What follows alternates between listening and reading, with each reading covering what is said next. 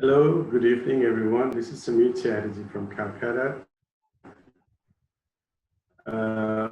With these two wonderful musicians, will be participating as the Indian counterpart to the East Meets West annual event of Salon de Bhattacharjee. And I have Deepsankar Bhattacharjee, the great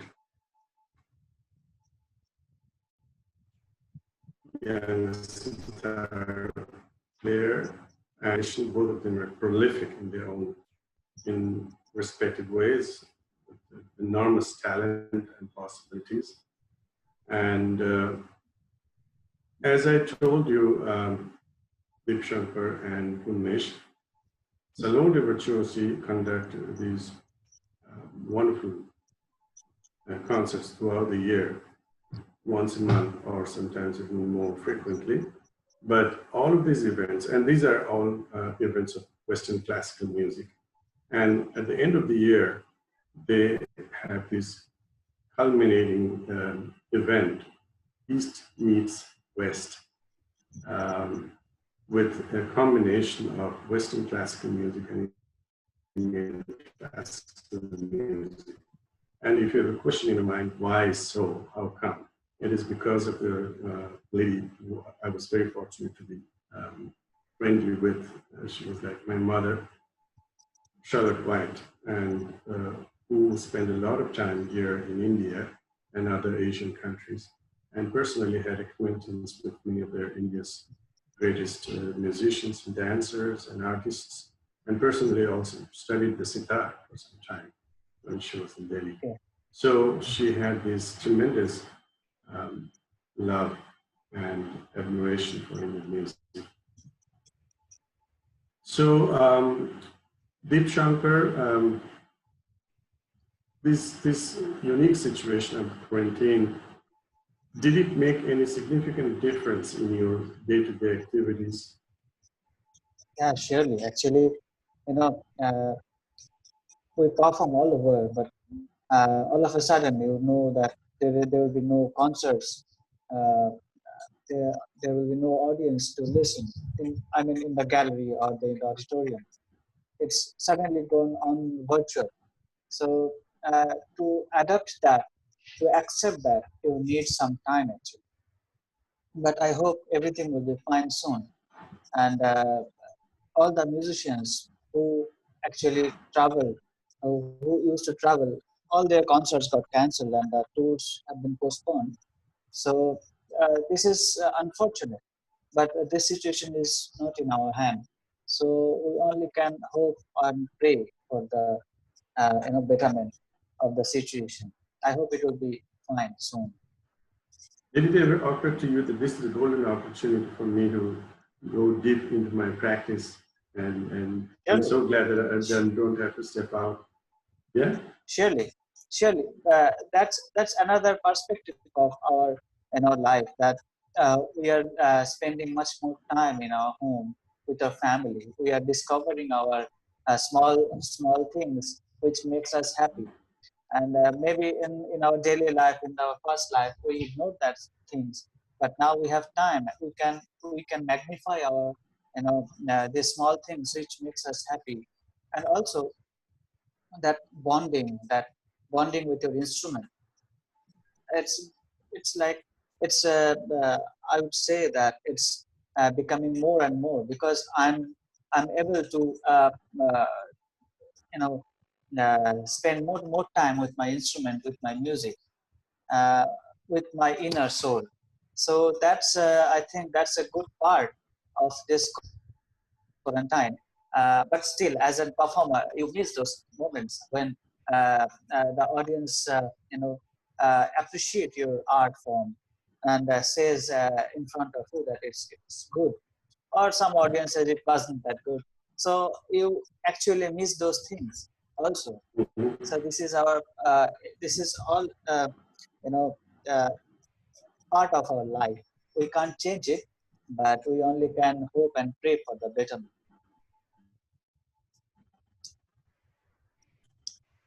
And Umesh, how was it for you these past few months?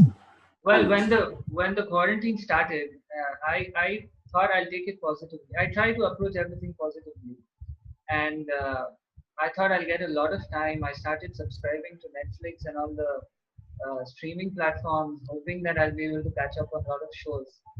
But honestly, I have never had a more hectic time. And then I realized the reason behind that. A is now because of a lot of free time. A lot of students or people who've always loved music have not been able to catch up with the classes and everything.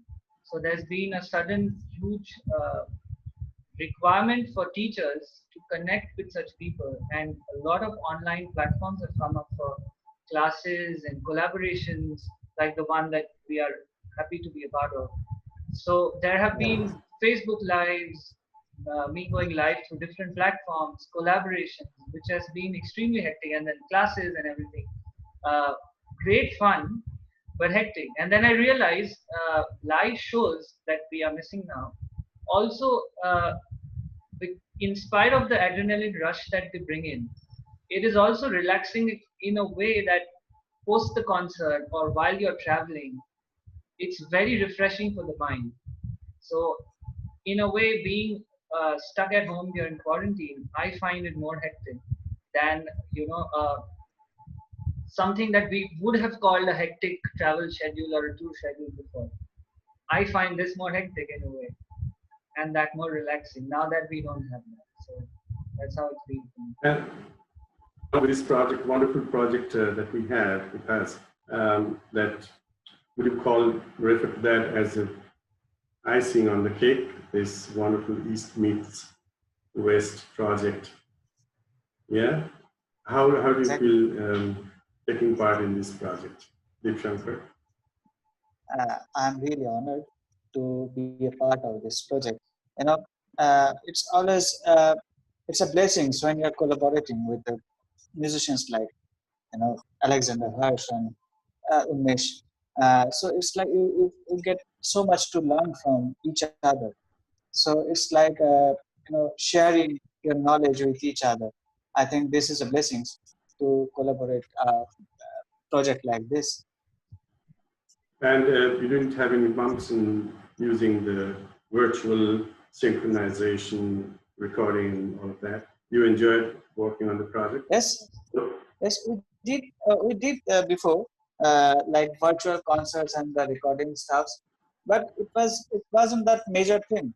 We did for our those who live far, so we sent recordings and we did before, but it wasn't in mainstream. But now it's getting in mainstream, so it's a I think it's a trend changing situation, and it's I think we have to think more about these things now from now onwards. I think this is the future. What, what do you think, Unmesh? Firstly, it's a pleasure to Virtual be, media. yeah, it's a pleasure to be part of this exchange that we are having, and I would like to thank you and Erica for making us a part of this. And well, online collaborating has taught me a lot. Yes, we do miss the live chemistry and all of that, but classical music being a free flowing kind of music, when you're collaborating online, that kind of changes. And once again, I look at it positively in a way that I am realizing subtle nuances that maybe before I didn't. And Deep Shankar, we are all in different locations. So I don't know if we've come up with a good project or not, that maybe the listeners will be able to say. But And, he sent me a recording, and that's not the way classical music and the works. So, finale, and yeah, then sorry. finally, the finale, you were also collaborating with someone located in Chicago. Just guess, Yes. yeah. It's only virtually possible. So Deep Shankar, I think you chose Chayanat of the Kalyan Yes, Ghat for your yes.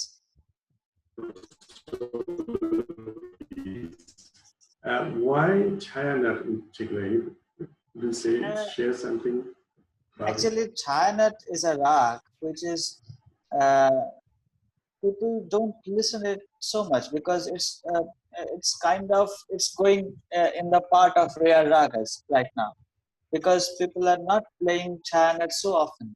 So I chose because this is a very famous compositions my Dada Guru Padma Bhushan Ustad Abdul Halim Zafar Khan Sahab has.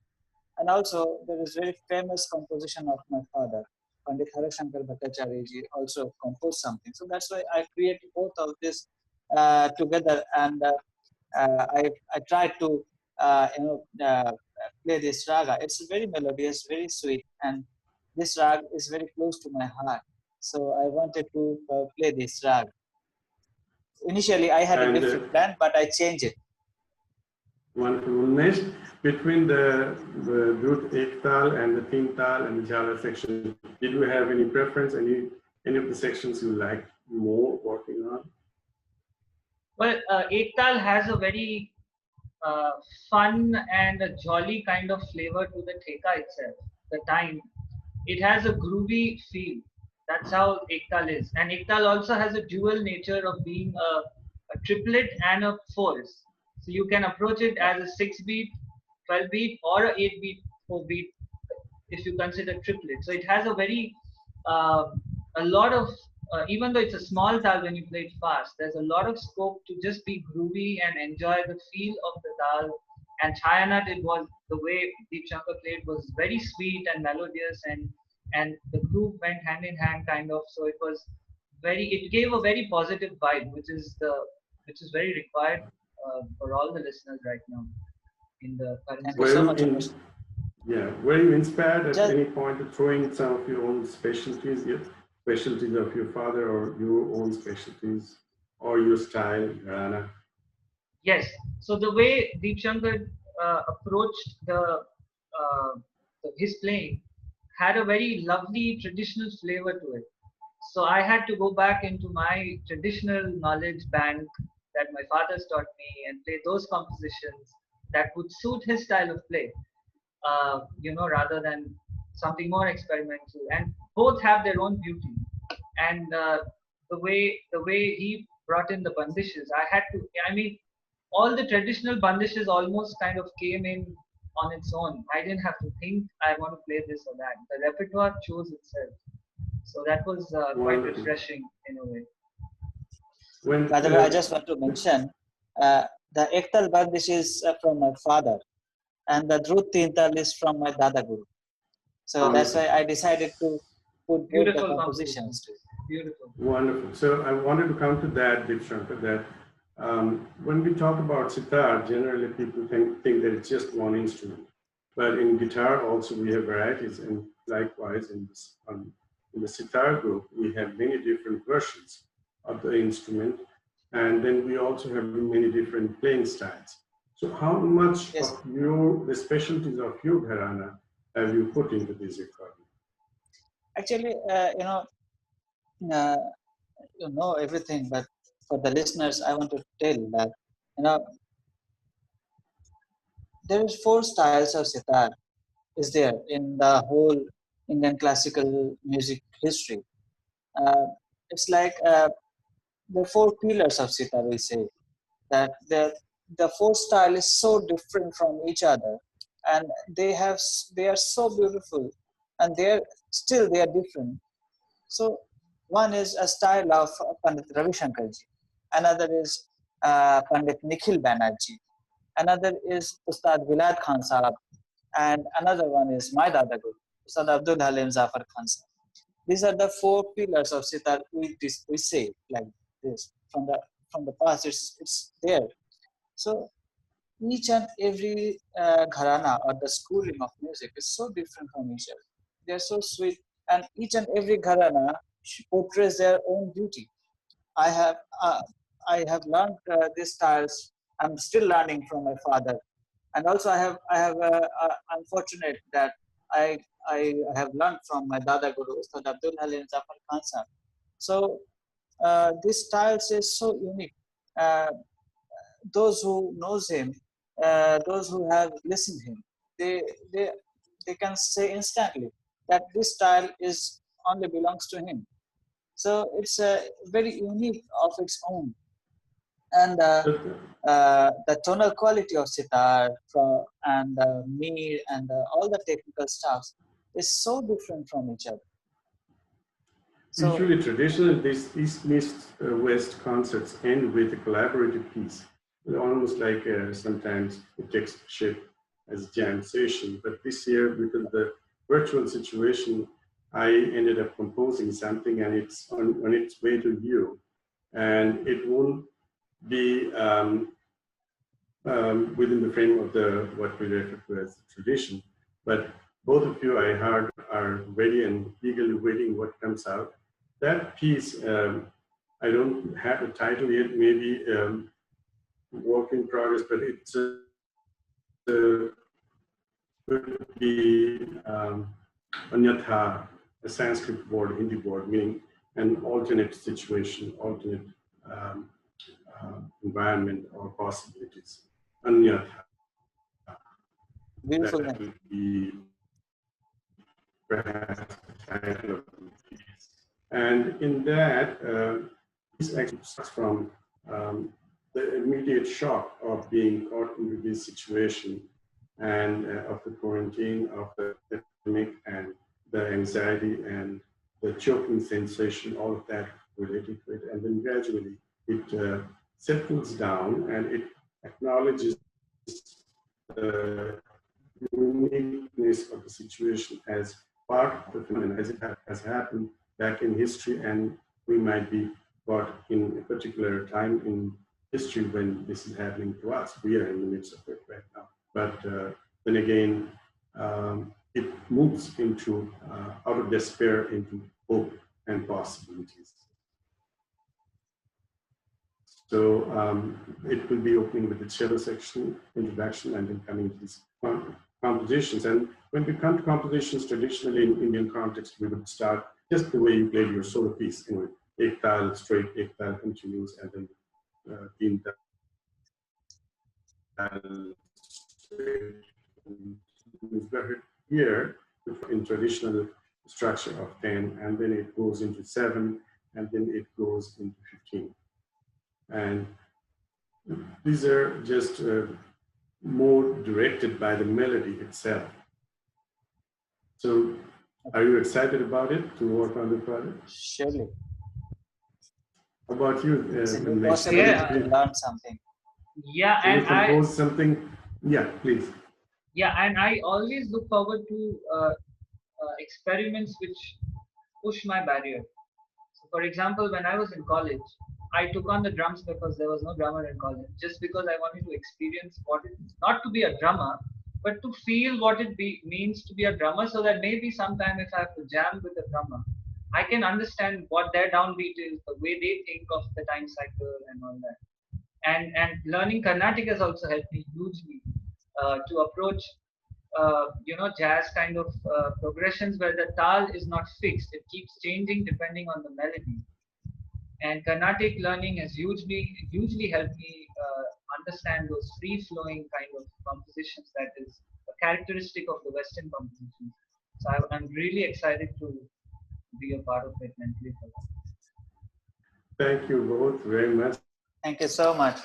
Thank you so much. Being part of this wonderful project, and I think this is our offering to the spirit of my dear friend Charlotte White, and to all the music commissioners who have been supporting Salon de Virtuosity all these years with the initiative and enthusiasm of Erica White, Laura, all the people who work together. Thank you, Deepsankar. Thank you. Thank you so much. Thank you so much. Bye.